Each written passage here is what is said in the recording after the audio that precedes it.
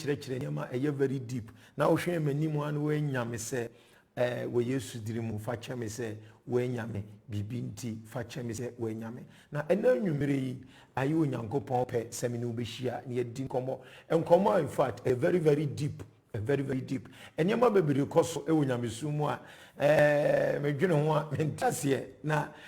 yenim because a Christopher your problem kasi a ye wo ba dodo na no enye problem bia problem ni nyina ignorance nyama bebre yenim e ba akona ne keys and messages so me pese me je bere sima keto bi na me kyekye nyama bi ma otinya me so ase na ohunu se onyankopon twedi ampon ni tumi guso a eye adwuma eburaben ene ntiase so bibi koso me tate na me tamu se a Christopher obompaya na especially unko prayer camp and I saw them and when them no bonfire na or the Holy Ghost fire e ko ni tamfo so the fear by for Holy Ghost fire me mama fear Holy Ghost fire me papa fear Holy Ghost fire massive fear Holy Ghost fire me nam fufuo Holy Ghost fire baby am here adwuma Holy Ghost fire no kure wo mu say Holy Ghost fire no enipa bi wonti ase se woti Holy Ghost fire ase a tie Holy Ghost fire no yamfa nko ye tamfo so wo hwe me mesrew bo modi ase video we wo be share na wunua bi wukunu bi wo yiri bi wo babi ebenya copy of this message because why mistake bi wona brabom ache e wonyamesum enti ama ba bi ogina no ehwa na oda so gina na afiri na awurade asoma me se me fa message we mra wono bo modi ne se wo be share message no na wo bi so nya bi na wono so nhwe anase send mo bi anase send link ne ma wo bi se onyankopon di for prophet Chris Asante supreme one say honkunkunu ja Holy Ghost fire no yamfa nko otamfo so mane mpese no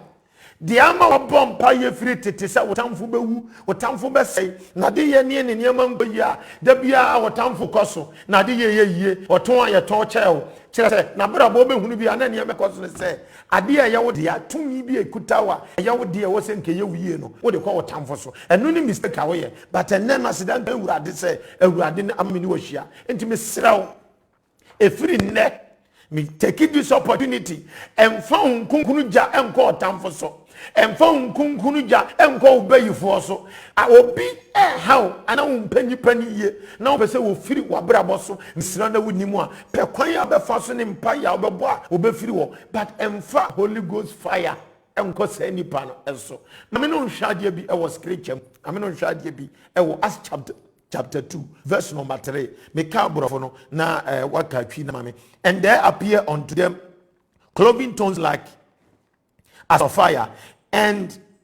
it sat upon each of them. Verse number 4, and they were all filled with the Holy Ghost and began to speak with other tongues as the Spirit gave them utterance. Tiapao hunkunkunu janbere wo ajafo twahia ye no obopa ye Pentecost da no hunkunkunu jafri suru sane ebesisi won street so ebesisi won so setechemaja na nsuti anhye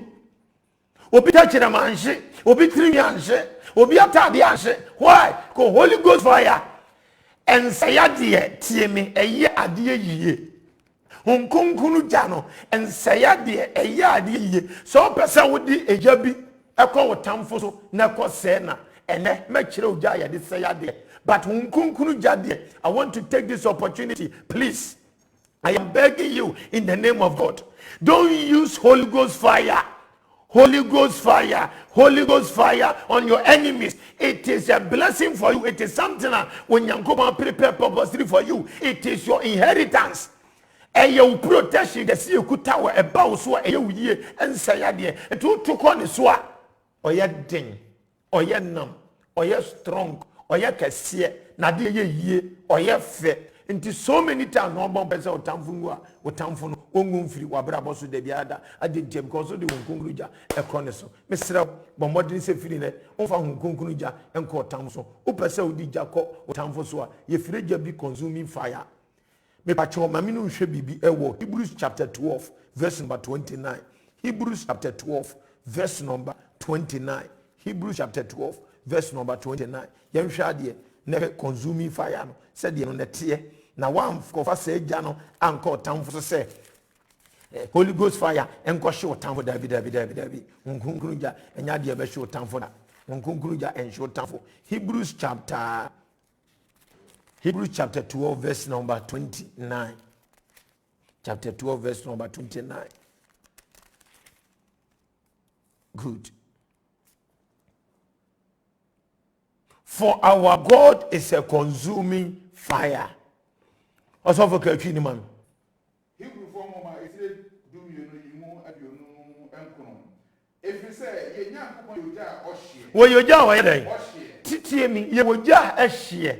and you will jar a yard ye. A Sandon chapter 3, okay, 2 to 4 1. And Bro Yanko for Moses was Renoson, who say a jabby, and say Jan a Holy Ghost fire. Say Jan a ton churchim. And to a so pinnacle, I didn't a Japan, and what ton churchim Nejano, and she had there. And to a chip in the idea, all corner, a voice came. A jano and say dear, and no your Holy Ghost fire, but it is say dear your consuming fire, and no Elijah. A fresh say Johnny free strobaya, a bashi ba a bossomono, no consuming fire, but Holy Ghost fire and say dear, a year a dear, a it miss a free net with Chrisoni, now I sorry them, now suffer say, Yamma pie, now Holy Ghost fire, Money Mamma, name would come a town for swat. E pacho ja empire bono bom se wunya empire bona pacho fraso dem okofie se Holy Ghost fire enko tamfo fraso dem okofie for lack of knowledge my people perish adiwe akontie nipa bibiri menim se wo hwe mi wankasa you say you are complicated confused because sadiwe ya kan kire otetena ma dia bompa ya Holy Ghost mesro free ne menye biem emfa nko tamfo so mesro ji Holy Ghost fire ma wo ma the Holy Ghost fire ma wajuma for Holy Ghost fire no ma ufie for Holy Ghost fire no e ma wadifre for Holy Ghost fire no e ma ufiba mfa nko tamfo so obeye yi achewo ne ho beye fa achewo na de be koso achewo obewu agya no no wote ho sanse sa Holy Ghost fire no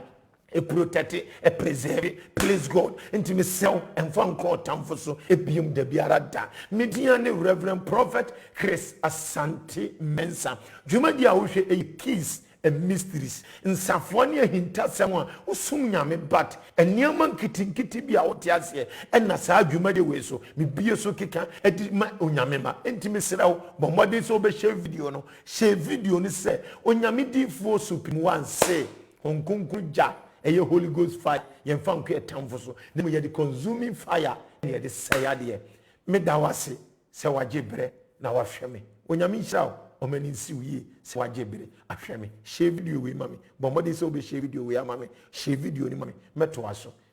unti bibia ase me numbers ni o screen so fa freme ni eni nkomo fa number no freme ni eni nkomo na wunyame obefa me so amwa ye nhira nsiwie se wahweme na wajebre ahweme na asem awurade soma me se me kan kire no minim se wa nhira mo hweme nyina awurade nhira mo hye nyina onyankopo nhira ayo somfo Reverend Prophet Chris Asante Mensa Supreme One me kan kire se empanyimfo se kwatere kwa oso be mantoma ti ni din na bo mo chiche fusu ase me ka se wodanchima wu a yanyina kinyi wona na e kan asem ase twen me kubisa me maame aba.